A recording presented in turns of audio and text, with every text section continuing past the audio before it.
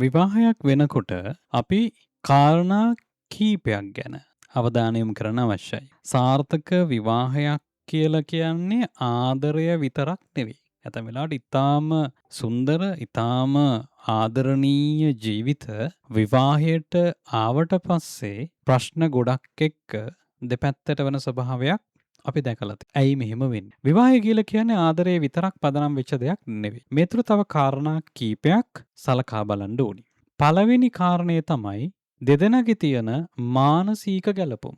මානසික ගැළපුම mental and emotional compatibility එක ඊටාම වැදගත් විවාහ ජීවිතයකට. ඝන පොරොන්දමින් රාශි පොරොන්දමින් අපි බලන්නේ දෙදෙනාගේ තියෙන මානසික ගැළපීම කොච්චර දුරට ගැලපෙනවද කියලා. අපි දැකලා තියෙනවා ඇතැම් වෙලාවට නරකම නපුරුම මිනිස්සු තවත් ඒ වගේ අයත් එක්ක ඉතාම හොඳින් ඉන්නවා.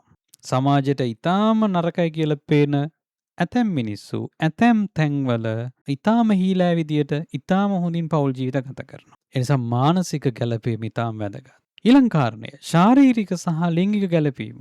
ෆිසිකලි කොච්චර මේ දෙන්න ගැලපෙනවද? විවාහ ජීවිතේ ප්‍රධානම අරමුණක් තමයි ලිංගික ජීවිතය. පුද්ගලයෙක්ගේ උපරිම සතුට ඇති කරගන්න පුළුවන් ප්‍රධානම ක්‍රමවේදය තමයි මේ කායික එක්වීම. එතකොට විවාහ ජීවිතයේ සාර්ථක වෙන්න මේ ලිංගික වශයෙන් තියෙන ගැළපීම ඉතාම වැදගත්. ගහ මරා ගන්න රණ්ඩු වෙන ඇතැම් යුවලවල් පරණ කතාවක් තියෙනවා.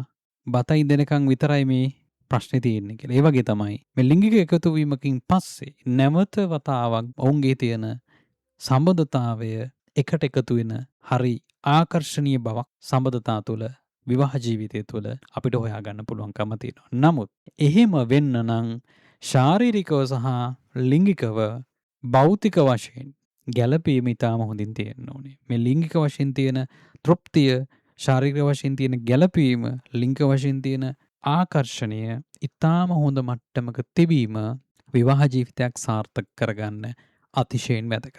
අනිත් කාරණය තමයි දරු සම්පත්. විවාහෙන් පස්සේ නිරෝගී දරුවන් ලැබීමේ හැකියාව ඉතාම වැදගත්. එතකොට කේන්ද්‍රයක පස්වැන්නේ ඒ වගේම නාඩි පොරොන්දමෙන් ඒ දරු සම්පත් සම්බන්ධයෙන් අපිට විශ්ලේෂණය කරන්න පුළුවන්කම තියෙනවා. ඊළඟ කාරණය තමයි ආර්ථික සහ මූල්‍ය ස්ථාවරත්වය.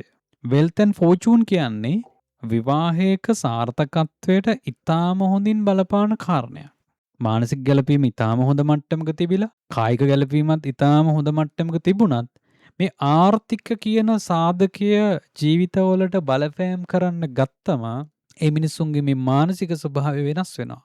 සතුට නැති වෙනවා. ඒ ආකර්ෂණය අඩු වෙනවා. ඒ නිසා විවාහයෙන් පස්සේ මේ දෙදෙනාගේ ආර්ථිකයට කුමක්ද සිදුවන්නේද යන්න පිළිබඳ දෙවැන්න සහ 11 වැන්නේ කතා කර. ඇතැම් වෙලාවට ඇතැම් අයගේ විවාහයෙන් පස්සේ ඒ පුද්ගලයන් විනාශයට පත් වෙනවා. ආර්ථිකේ කඩාගෙන වැටිලා ප්‍රශ්න ගොඩක් ඇති වෙලා හිටියටත් වඩා පහළට වැටෙනවා. ඇතැම් වෙලාවට විවාහයෙන් පස්සේ ඒ ඊටාම දුර්වලතාවයෙන් ඉඳපු අය ආර්ථික වශයෙන් ඊටාම පහළ මට්ටමක ඉඳපු අය දැවැන්තයන් බවට පත් වෙනවා. එතකොට මේක ඊටාම වැදගත් කාරණයක්. ඊළඟ කාරණය සෞඛ්‍ය සහ ආයුෂ. මේ දෙදෙනාගේ නිරෝගීභාවය, ආයු කාලය, විවාහයේ ආයු කාලය ඊටාම වැදගත්. රාජ්‍ය පොරොන්දමෙන් අපි බලනවා කොච්චර දුරට මේ දෙන්නගේ හෙල්ත් ඇන් රාජ්‍ය පොරොන්දමෙන් අපි බලනවා සෞඛ්‍ය සහ ආයුෂ මොන විදියටද මේ දෙන්නට බලපාන්නේ කියලා. එතකොට මේ කියන කාරණා ටික මානසික ගැළපීම, ශාරීරික සහ ලිංගික ගැළපීම, දරු සම්පත්, ඒ වගේම ආර්ථික සහ මූල්‍ය ස්ථාවරත්වය, සෞඛ්‍ය සහ ආයුෂ කියන කාරණා අතිශයින්ම විවාහයකට වැදගත්. ඒ වගේම විවාහ වෙන කාලය, විවාහ වීමේදී තියෙන දශා, අන්තර්දශා, ඒ වෙලාවේ තියෙන ග්‍රහ පිහිටීම්, ඒ වෙලාවේ තියෙන අපල, මාරක මේ කියන කාරණා සම්බන්ධයෙන්ුත් අපි විවාහය කියන කාරණය සම්බන්ධයෙන් පොරොන්දම් පරීක්ෂාවට අමතරව අපි සැලකිලිමත් වෙන්න ඕනේ. මොකද විවාහය කියලා කියන්නේ මේ සරල සිදුවීමක් නෙවෙයි. විශාල වපසරියක මේ විවාහය කියන සම්බන්ධය විසිරලා පවත්. ඒ නිසා ගොඩක් වෙලාවට ජීවිතයේ විවාහය සාර්ථක කර ගැනීමට නම් අනිවාර්යයෙන්ම ජීවිතයේ මේ කියන සාධක සාර්ථක විදියට ඉහළට ගෙනියන්න ඔබට අවබෝධයක් පැවතිය යුතුමයි. ඒ තුළ තමයි ඔබේ ජීවිතය, විවාහය, සබඳකම් ඉතාමත්ම හොඳින් පවත්වාගෙන යන්න ඔබට සතුටින් ජීවත් වෙන්න අවස්ථාව ලැබෙන්නේ. මේ වීඩියෝ එකේ අපි කතා කරන්නේ මේ තුළ තියෙන මේ ගැඹුරු අර්ථය. මතු පිටින් අපි බලන දෙයට වඩා ටිකක් ගැඹුරින් අපිට මේ දේවල් වලින් ප්‍රයෝජනයක් ගැනීමේ හැකියාව පවතිනවා. අපි දන්නවා ප්‍රධාන වශයෙන් අශ්වයා සහ මීගවයා, අලියා සහ සිංහයා, නයා සහ මුගටියා, බල්ලා සහ මුවා, මීයා සහ බළලා, කොටියා සහ එළදෙන, වඳුරා සහ එළුවා වගේ පිහිටීම්. මේවා අපි ගන්නවා මහා වෛරී ඕනි විදියට. එතකොට මේ වගේ දෙදෙනෙක් එකතු වුණොත් අභ්‍යන්තරික වශයෙන් ඇති වෙන්නේ නැහැ එකතු වීමක්. ණයෙක්ට මුගටියෙක් එක්ක ප්‍රේමයක් ඇති වෙන්නේ නැහැ. ආකර්ෂණයක් ඇති වෙන්න පුළුවන්. ආකර්ෂණය සහ මේ තියෙන කායික වශයෙන් තියෙන එකතු වීම, බැඳීම, සතුට කියන එක දෙකක්. මොකද අපිට සමහරවිට අපේ ජීවිතවලට මහා වෛරක්කාරයෝ ආකර්ෂණය වෙනවා. අපි දන්නේ නැතුව අපි ඒගොල්ලන්ට ආකර්ෂණය වෙලා ඒගොල්ලොත් එක්ක කසාද ජීවිතයට ගිහිල්ලා අපේ ජීවිත විනාශ වෙන අවස්ථාවන් තියෙනවා. ඇතැම් වෙලාවට පසු කාලීනව අපි කල්පනා කරලා බැලුවොත් අපි ඇයි ඔහු සමග ඇය සමග විවාහ වුණේ කියලා අපි දන්නෙත් නැහැ. සසර ගනුදෙනු වල ස්වභාවය ඒක තමයි. ඒතකම ඔබ දැකලා ඇති ඇතැම් වෙලාවට විවාහය තුල ඊටාම දුක් විඳපු අය. ජීවිතේ විඳින්න ඕනේ අපහාස, උපහාස, වේදනාවන් සියල්ල විඳපු අය ඇතැම් වෙලාවට විවාහෙන් ඉවත් වුණාම සතුටින් ඉන්නවා. සමහරවිට දෙවෙනි විවාහයකට ගිහිල්ලා නැත්තම් විවාහයන් කීපයක් ගිහිල්ලා හරි ඇතැම් වෙලාවට ඔවුන් සතුටින් ඉන්නවා. එතකොට මේ සසර ගනුදෙනු ගෙවා දැමීම තුල ඇතැම් වෙලාවට ඇතැම් අයට විවාහෙන් ගැලවෙන්න බෑ. විවිධ හේතුන් මත ඇතැම් වෙලාවට දරුවෝ නිසා විශාල පීඩනයක් දරාගෙන ගැහැණු මිනිස්සු ඊටාම අමාරුවෙන් ජීවත් වෙනවා. ගොඩක් වෙලාවට ලංකාවේ ඇතුලේ බැලුවොත් අපිට ජ්‍යොතිෂ වේදීන් විදියට තියෙන අත්දැකීම් අනුව 60ක් 70ක් පවුල් ඇතුලේ තියෙන්නේ හිස් බවක්. කිසිම සම්බන්ධතාවයක් නැහැ. ආර්ථික වශයෙන්, සමාජීය වශයෙන් තියෙන බැඳීම් වලට විතරක් සීමා වෙච්ච ආදර කතා සහ විවාහ ජීවිත තමයි ගොඩක් වෙලාවට ලංකාවේ තියෙන්නේ. එතකොට ඒකෙදි අනිත් කෙනා එක්ක තියෙන මානසික ගනුදෙනුව, මේ මානසික බැඳීම දුර්වල වීම ප්‍රධාන වශයෙන් බලපානවා. ඉතින් විවාහ කියන කාරණේදී යෝනි පොරොන්දම විතරක් නෙවෙයි තවත් බොහෝ පොරොන්දම් තියෙනවා අපි සලකා බැලිය යුතු. එතකොට මේ පොරොන්දම් බැලීම තුළ ප්‍රධාන වශයෙන් ගලපන්න උත්සාහ කරනවා යෝනි පොරොන්දම, කුජ සහ සිකුරුගේ බලය ඊටාම වැදගත්. සිකුරු ආදරය, රාගය, හැඟුම්බරභාවය, ලිංගික වශයෙන් තියෙන ආකර්ෂණය නියෝජනය කරනවා. ඒකට අවශ්‍ය කරන ශක්තිය, වේගය, ක්‍රියාශීලී බව ගෙනල්ලා දෙන්නේ කුජ.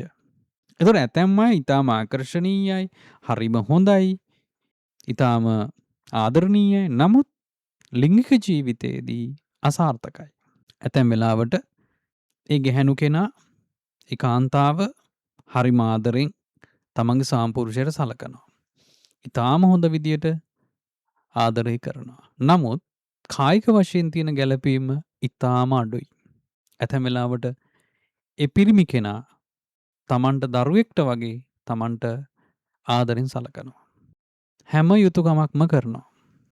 හැම දෙයකදීම සහාය වෙනවා. නමුත් මේ කායික සම්බන්ධය ෆේල් වෙනවා. මොකද සිකුරු ආදරය ගැන කිව්වට ඒකට අවශ්‍ය කරන වේගය දෙන්නේ කුජ. එතකොට මේ කුජගේ ස්ථානගත වීම, කුජගේ ස්වභාවය විවාහ ජීවිතේ පැවැත්මට අතිශයින් වැදගත් වෙනවා. ඉතින් ගොඩක් වෙලාවට කුජ දෝෂයක් විදියට ඇතැම් වෙලාවට ජ්‍යොතිෂය තුල අර්ථ දක්වන අවස්ථාවන් තියෙනවා. එතකොට මේ කුජගේ පිහිටීම විවාහ ජීවිතයේදී ඊටාම වැදගත් වෙනවා. කුජ විතරක් නෙවෙයි. අනිකුත් ග්‍රහයන් විශේෂයෙන්ම රාහු ග්‍රහයාගේ, සිකුරු ග්‍රහයාගේ, කුජගේ, එතකොට අනිකුත් ග්‍රහයන්ගේ ස්ථානගත වීමත් බොහෝ වෙලාවට විවාහ කියන කාරණයට අතිශයින් බලපානවා.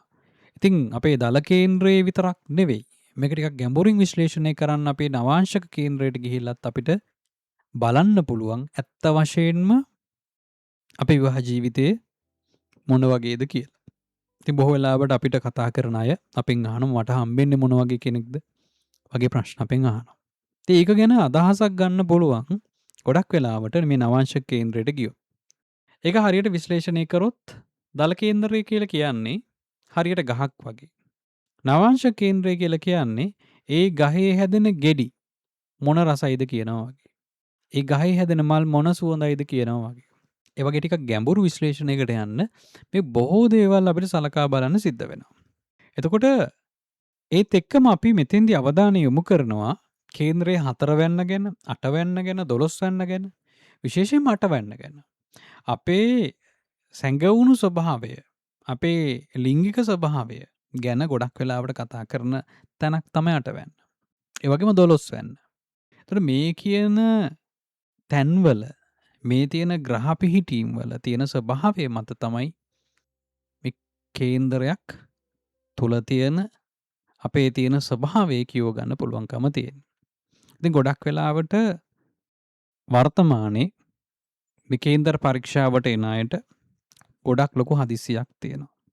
ඒ නිසා ගොඩක් වෙලාවට ඇප් එකකට දාලා හරි මොන හරි සරල ක්‍රමයකට කීයක් ගැලපුණාද කියන එක විතරක් බලාගෙන ගොඩක් වෙලාවට ඊටාම සරල විදියට කේන්දර බලා ගන්නවා. ඉතින් අපි දකිනවා වෙඩින් එකට ලක්ෂ කෝටි ගණන් වියදම් කරන මිනිස්සු තමන්ගේ ජීවිතේ තීරණයක් ගන්න ඇතැම් වෙලාවට කාලය හෝ මුදල් වැය කරන්නේ නැහැ. ඊටාම සරල විදියට මොකක් හරි ඇප් එකක් අරගෙන කවුරු හරි මිනිස්සෙක්ට කියලා ඒ මිනිස්සයාට බලපෑම් කරලා තමන්ට ඕන එක කොලේක ලියාගෙන තමන්ගේ හිත රවට්ටා ගන්න ක්‍රමවේදයක් තමයි අද දවසේ තියෙන්නේ. ඒක වුණාට පස්සේ ඊට පස්සේ දොස් කියන්නේ ජ්‍යොතිෂ වේදියට. මොකද ඔබගේ කර්ම ස්වභාවය වළක්වන්න ජ්‍යොතිෂ වේදියට බෑ.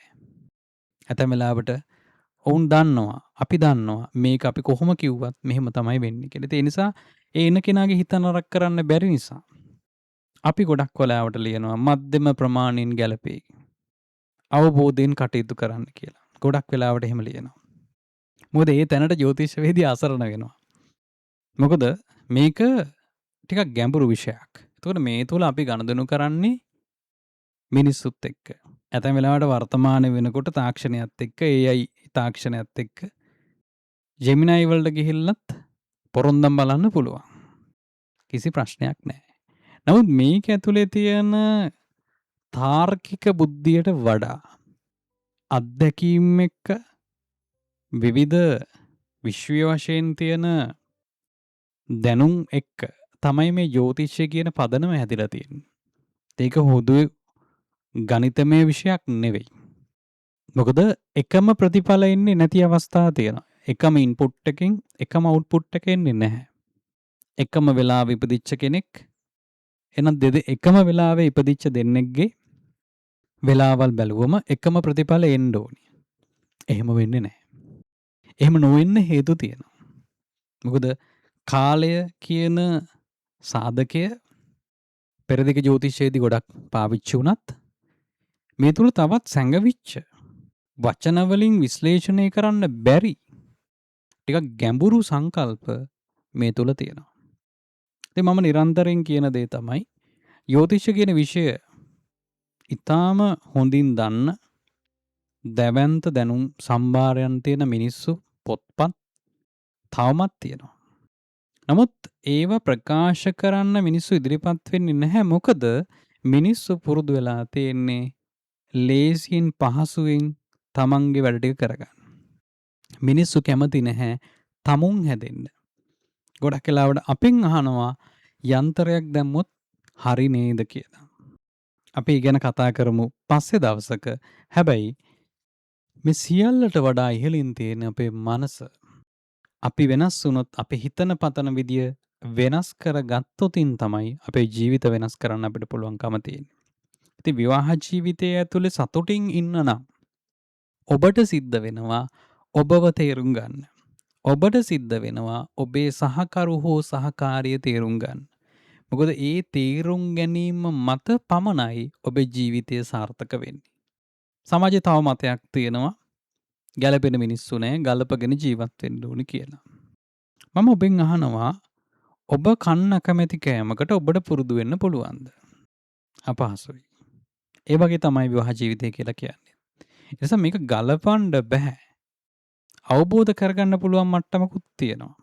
නමුත් පාලනය කරන්න පුළුවන් මට්ටමක් තියෙනවා. එතනින් එහා මට්ටමකුත් තියෙනවා.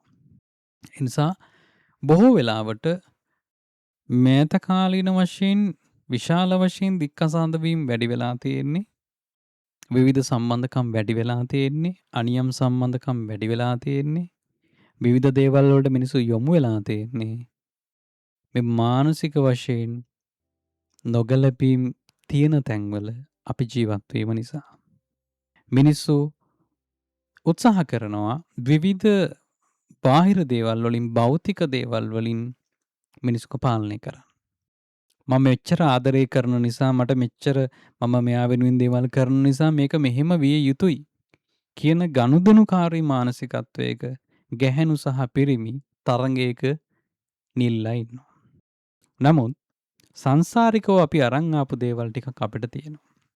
ඒතර ඒ සංසාරිකව අරන් ආපු ණය ගනුදෙනුව අපි කැමැත්තෙන් හෝ අකමැත්තෙන් ගෙවිය යුතුයි. ඒ ගෙවීම තුළ ඒ ණය ගෙවුලා ඉවරුනාම ඇතැම් වෙලාවට ඒ නරක සම්බන්ධකම් කැඩිලා බිඳිලා යනවා. බොහෝ අයගේ චෝදනාවක් තියෙනවා හොඳ මිනිස්සුන්ටම තමයි ප්‍රශ්නේ ඉන්නේ කියලා. විවාහ ජීවිතය ඇතුලේ දුක් විඳින්නේ හොඳ මිනිහා කියලා කියනවා. ඔව්. එහෙම තමයි. නමුත් ඒක ගෙවලා ඉවර වෙන වෙලාවක් තියෙනවා. ඒ නිසා අපි ඉදිරි වීඩියෝකින් කතා කරන්න බලාපොරොත්තු වෙනවා දික්කසාද යෝග, ඒ වගේම බහු විවාහ යෝග, ඒ වගේම මාරක දෝෂ ඇති කරන යෝග ගැනත් අපි කතා කරන්න බලාපොරොත්තු වෙනවා.